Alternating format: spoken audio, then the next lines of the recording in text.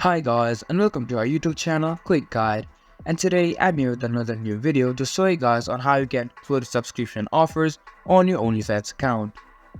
To do so, just follow some simple steps which will take you barely any minutes or seconds to follow and input your subscription offers. Now first of all, go onto OnlyFans and log into your account. After you have logged into your account, go on to My Profile, and now click on Edit Profile. After that, you just need to scroll down until you see an option for subscription price and bundles. Click on this. After that, you can set price per month. You can also profile promotion campaign and many more. You can add bundles also and even trial links. And now this is how you can put subscription offers on your OnlyFans account from your PC.